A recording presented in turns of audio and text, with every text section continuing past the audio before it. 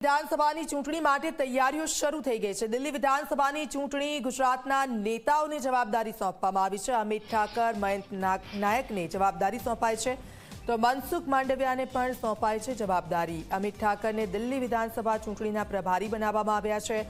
મયંક નાયક અને મનસુખ માંડવિયાને મતદારોના સંકલનની જવાબદારી સોંપવામાં આવી છે। તો દિલ્હી વિધાનસભાની ચૂંટણી ગુજરાતના નેતાઓને જવાબદારી સોંપવામાં આવી છે।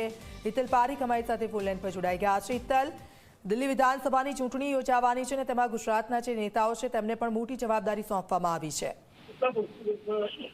જી ચોક્કસ એવું કહી શકાય કે જેમ મહારાષ્ટ્ર અને અન્ય રાજ્યોની ચૂંટણીઓમાં પણ ગુજરાતી નેતાઓને જવાબદારી સોંપાઈ હતી, એ જ પ્રકારે હવે દિલ્હીની ચૂંટણીની તૈયારીઓમાં પણ ભાજપ લાગી ચૂક્યું છે અને ગુજરાતી નેતાઓને આ જવાબદારી સોંપવામાં આવી રહી છે। જે પ્રકારે જાણકારી મળી રહી છે એ પ્રકારે અમિત ઠાકર યુવા નેતા અને ધારાસભ્ય છે, તેમને દિલ્હીના ચૂંટણી પ્રભારી તરીકે નિમણૂક કરવામાં આવી હોવાની જાણકારી મળી રહી છે। આ ઉપરાંત જે પ્રકારે મનસુખ માંડવિયા અને મયંક નાયક, જે મનસુખ માંડવિયા કેન્દ્રીય મંત્રી છે અને મયંક નાયક રાજ્યસભાના સભ્ય છે, તેમને પણ દિલ્હીમાં રહેતા જે બિન પ્રાંતીય લોકો છે તેમની જવાબદારી સંકલન સાંધવાની સોંપવામાં આવી છે। એટલે આ પ્રકારે દિલ્હીની ચૂંટણીમાં પણ હવે ભાજપે પોતાનું ફોકસ કરી દીધું છે। જી બિલકુલ, આભાર હિતલ સમગ્ર વિગત બદલ।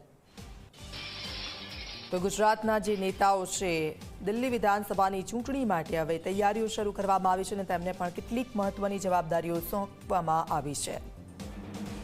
તો દિલ્હી વિધાનસભાની ચૂંટણીઓ યોજાવાની છે અને તેને લઈને તૈયારીઓ શરૂ કરવામાં આવી છે। દિલ્હી વિધાનસભાની ચૂંટણી ગુજરાતના નેતાઓને તેની જવાબદારી સોંપવામાં આવી છે। અમિત ઠાકરને જવાબદારી સોંપાઈ છે, મયંક નાયકને જવાબદારી સોંપવામાં આવી છે, તો મનસુખ માંડવિયા પણ દિલ્હી માટે જશે, ત્યાં પણ તેમને જવાબદારી સોંપવામાં આવી છે।